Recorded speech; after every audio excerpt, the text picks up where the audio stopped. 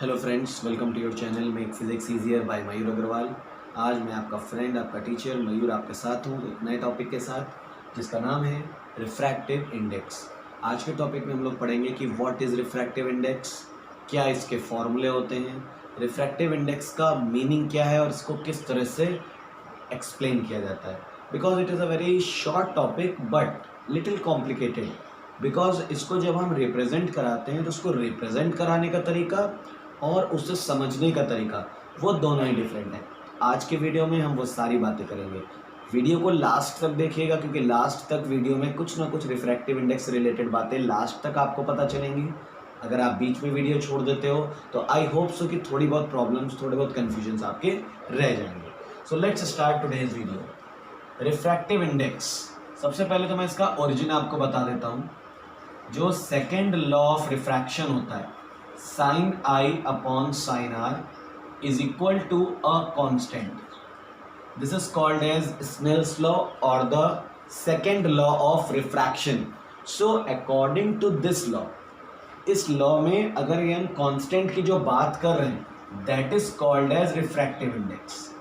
Sign I upon sine are is equal to refractive index. But refractive index इतना आसान नहीं है लिखना।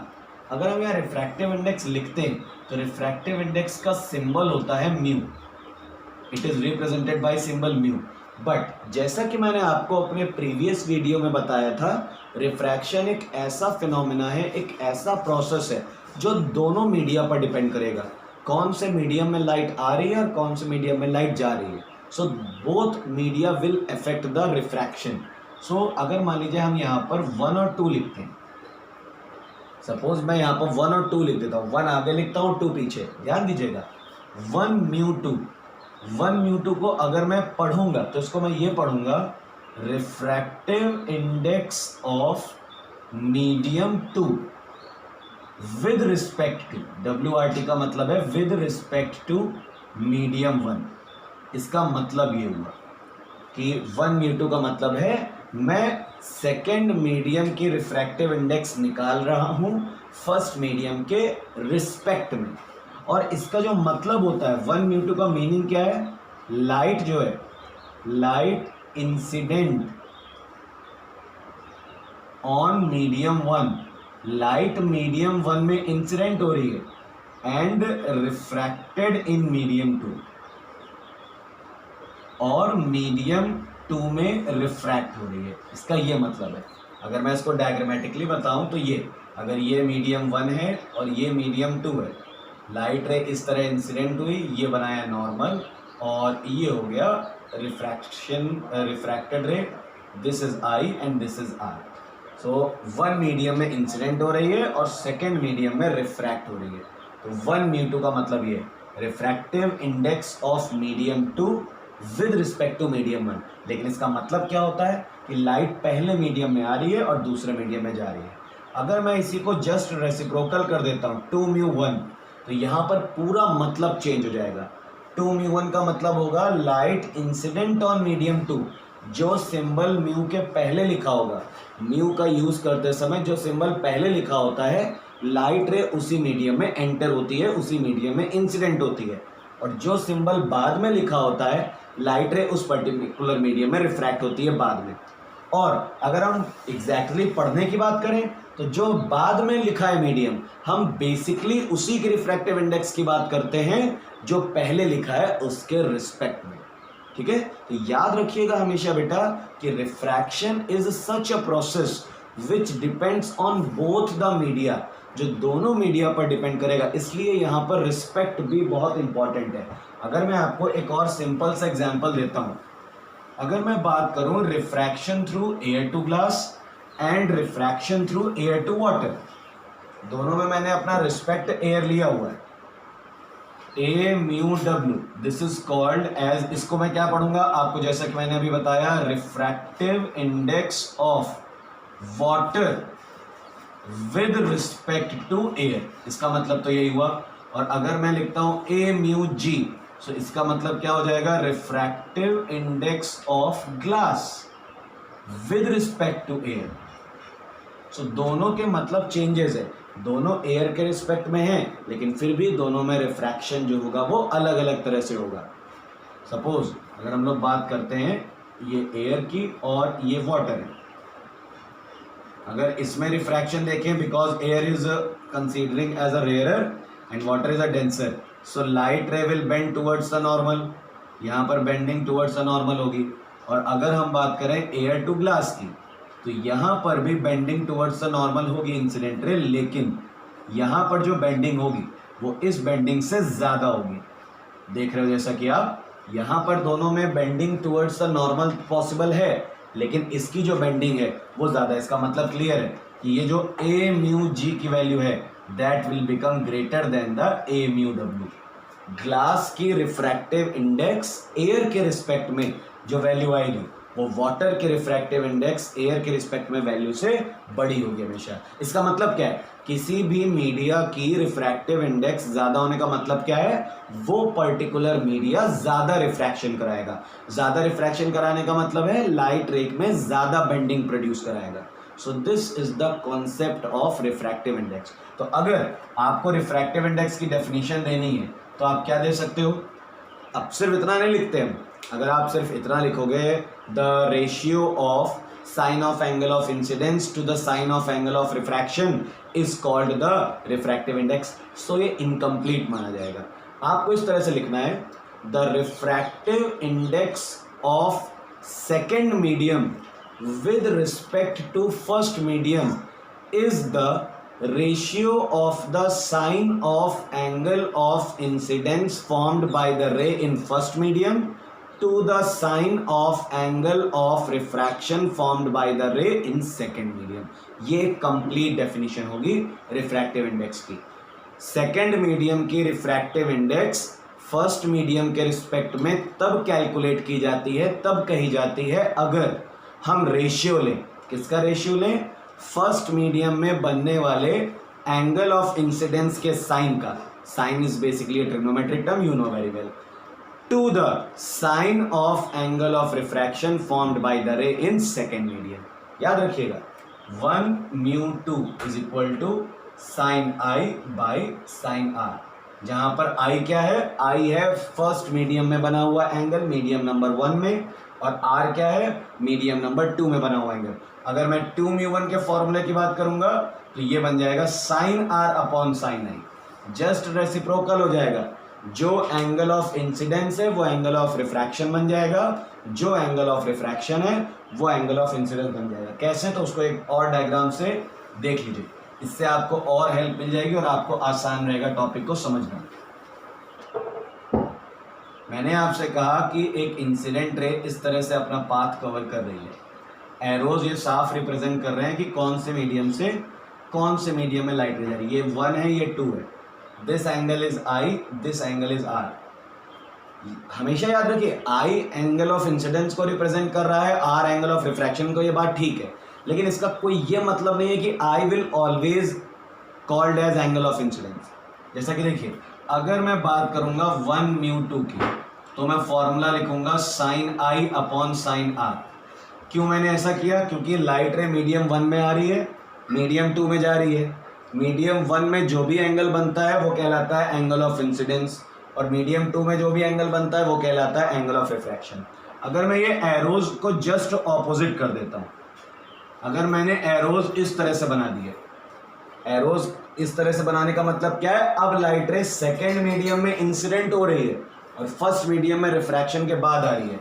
तो अब अगर मैं 2μ1 निकालूंगा तो उसके लिए फॉर्मूला क्या हो जाएगा, साइन आर अपॉन साइन आई, क्योंकि अब हमारे लिए जो हमारा इंसिडेंट रे है वो आर एंगल फॉर्म कर रही है और जो रिफ्रैक्टेड रे है वो आई एंगल फॉर्म कर रही है। लेकिन हाँ, इन दोनों का मतलब भी अलग है। इसका मतलब क्या है, सेकेंड मीडियम की रिफ्रैक्टिव इंडेक्स फर्स्ट मीडियम के रिस्पेक्ट में, और इसका क्या मतलब है, फर्स्ट मीडियम के रिफ्रैक्टिव इंडेक्स सेकेंड के रिस्पेक्ट में। तो इस बात का हमें ध्यान रखना है।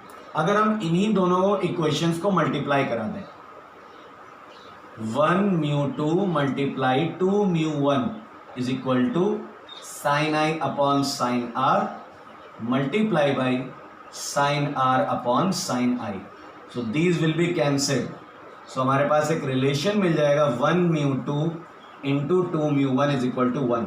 सो 1 mu two is equal to 1 upon 2 mu one. तो ये हमारे पास एक नया फॉर्मूला आ गया. अगर हमारे पास कोई भी दो मीडिया हैं, अगर हम उनमें आपस में इंटरचेंजेस कर दें, मतलब 1 को आगे और 2 को पीछे कर दें, तो जस्ट वो एक दूसरे के रेसिप्रोकल हो जाते हैं. दिस इज कॉल्ड एज, ये भी एक बहुत इंपॉर्टेंट प्रिंसिपल है, principle of reversibility. That is called as principle of reversibility. ये प्रिंसिपल ऑफ रिवर्सिबिलिटी का मैथमेटिकल फॉर्म है. अगर लाइट रे इस तरह से आ रही है, ये लाइट रे का इंसिडेंट पाथ है, इसके रास्ते में आपने एक मिरर लगा दिया लाइट रे के साथ 90 डिग्री पर, तो लाइट रे जिस पाथ से आई थी उसी पाथ में सेम अपना वापस चली जाएगी. It will retrace its path. So that principle is called principle of reversibility. मतलब अगर मैं कहूं कि the refractive index of water with respect to air is 1.3, मैंने आपको एक वैल्यू दे दी, the refractive index of water with respect to air is 1/3. What will be the refractive index of air with respect to water. मतलब मुझसे W mu A पूछा गया, तो क्या फॉर्मूला हो जाएगा 1 अपॉन ए म्यू डब्ल्यू सिंपली. तो अगर हम इसको सॉल्व करेंगे 1 अपॉन 1.3, इसे सॉल्व करके आंसर निकाल लेंगे, then we get this value. तो अगर किसी भी मीडियम में आगे पीछे इंटरचेंजेस हो जाते हैं और उनमें रिफ्रैक्टिव इंडेक्स की बात की जाती है, तो ये एक सिंपल सा रिलेशन हम लोग यूज कर लेते हैं, which is called as principle of reversibility. तो ये था हमारा रिफ्रैक्टिव इंडेक्स का एक और फॉर्मूला. अब अगर मैं आपको एक्सप्लेन करूं, क्योंकि मैं 6th to 10th लेवल की बात कर रहा हूं, तो बहुत आसान सी अगर आपको डेफिनेशन समझनी है, this definition you can not right. अगर मैं रिफ्रैक्टिव इंडेक्स की बहुत ही आसान शब्दों में डेफिनेशन की बात करूं, रिफ्रैक्टिव इंडेक्स एक ऐसी न्यूमेरिकल वैल्यू है जिसकी हेल्प से आप ये बता सकते हो कि कौन सा मीडियम कितना ज़्यादा रिफ्रैक्शन कराएगा, कौन सा मीडियम कितना कम रिफ्रैक्शन कराएगा. ये एक बहुत आसान डेफिनेशन है समझने के लिए, but I will not prefer to write this definition in the exams. Exams में अगर मुझे डेफिनेशन लिखनी है तो मैं सेकेंड लॉ ऑफ रिफ्रैक्शन के अकॉर्डिंग ही रिफ्रैक्टिव इंडेक्स की डेफिनेशन लिखूंगा. रिफ्रैक्टिव इंडेक्स का एक और फॉर्मूला होता है स्पीड के टर्म्स में, which is very important, and this formula is utilized in class 8th students, in class 8th also. Refractive index is equal to speed of light in vacuum or air divided by speed of light in that particular medium. जिस medium की आप refractive index निकालने जा रहे हो उस medium को denominator में रखेंगे. Refractive index is equal to speed of light in air divided by speed of light in medium. लेकिन हाँ, इस फॉर्मूले से हम किसकी बात करें, सब कुछ एयर के रिस्पेक्ट में.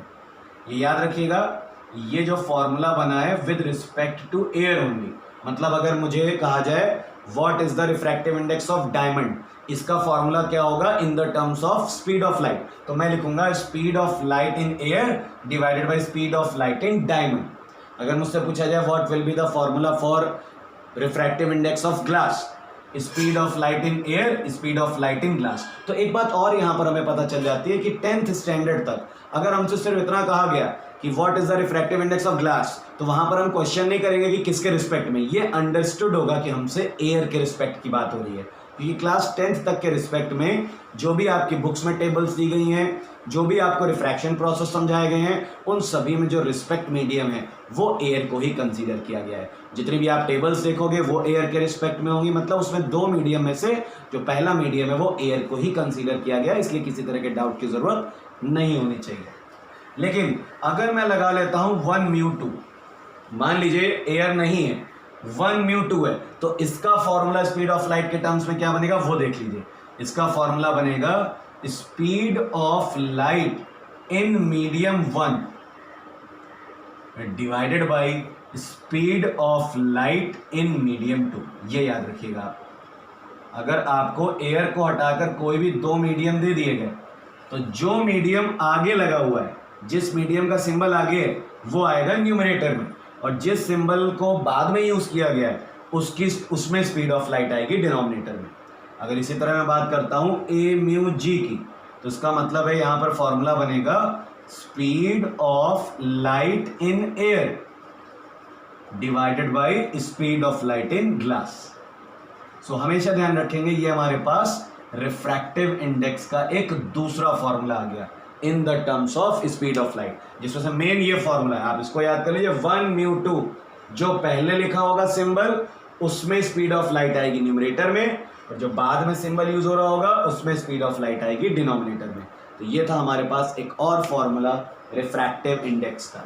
तो अभी तक हम देख रहे हैं जिस तरह से रिफ्रैक्टिव इंडेक्स टॉपिक तो कहने के लिए बहुत ही छोटा सा है, लेकिन इसको समझना हमारे लिए बहुत ज़्यादा मुश्किल तो नहीं कह सकता मैं, लेकिन हाँ क्योंकि इसमें डेप्थ बहुत ज़्यादा है, इसको समझने के लिए हमें सबसे पहली बात तो यही हमारे लिए समझना ज़रूरी है कि refraction is a process which depends on both media, जिसमें से लाइट आ रही है और जिसमें लाइट रिफ्रैक्ट होकर जा रही है। तो स्टूडेंट्स को इसी में डाउट रहता है, they are considering only that कि लाइट एक ही मीडियम पर डिपेंड करती है। It is not like that, refractive index depend on both the media. इसीलिए अगर हम लोग बात कर लें एक लास्ट टॉपिक की, छोटा सा टॉपिक है, हालांकि बहुत ज़्यादा इंपॉर्टेंस इसकी नहीं है, लेकिन फिर भी ये टॉपिक आपको अगर आ गया तो आपको रिफ्रैक्टिव इंडेक्स को समझने में और आसानी रहेगी।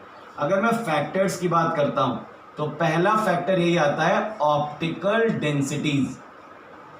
Not only optical density, optical densities मतलब दोनों मीडिया की जो डेंसिटीज हैं उनमें डिफरेंस जितना ज़्यादा होगा रिफ्रैक्टिव इंडेक्स भी उतनी ही ज़्यादा होगी। जैसे एयर टू ग्लास और एयर टू वाटर, तो एयर टू ग्लास की रिफ्रैक्टिव इंडेक्स ज़्यादा होगी क्योंकि एयर दोनों में ही है, एयर की रिफ्रैक्टिव इंडेक्स फिक्स हो गई। वाटर की रिफ्रैक्टिव इंडेक्स कम होती है कंपैरिजन टू ग्लास, तो जो डिफरेंस आएगा वो एयर टू ग्लास वाले में ज़्यादा हो जाएगा। तो optical densities. Second thing is temperature. On increasing the temperature the refractive index also increases. जैसे जैसे टेम्परेचर बढ़ाएंगे रिफ्रैक्टिव इंडेक्स भी इंक्रीज हो जाती है। And the third thing is, third part is wavelength. Wavelength के साथ जो रिफ्रैक्टिव इंडेक्स का रिलेशन होता है दैट इज इनवर्सली, मतलब अगर आप हाई वेवलेंथ की लाइट लेते हो तो उसमें रिफ्रैक्शन कम आएगा, और अगर आप लो वेवलेंथ की लाइट लेते हो तो उसमें रिफ्रैक्शन ज़्यादा आएगा। मीन्स वेवलेंथ जितनी ज़्यादा रिफ्रैक्शन उतना कम, तो रिफ्रैक्शन कम हो गया तो उसका मतलब रिफ्रैक्टिव इंडेक्स भी कम हो गई। Hence we can say that wavelength is inversely proportional to the refractive index. So these are the three factors on which we can say that refractive index of a medium depends. याद रखिएगा refractive index दोनों medium, pair of media पे depend करेगी, not only medium. सो ये था हमारा आज का वीडियो। जो भी प्रॉब्लम्स हों, जो भी कन्फ्यूजन्स हों, जो भी क्वेरीज हों, आप कमेंट बॉक्स में ज़रूर पूछिएगा। होपफुली मैं आपकी बिल्कुल हेल्प करूँगा।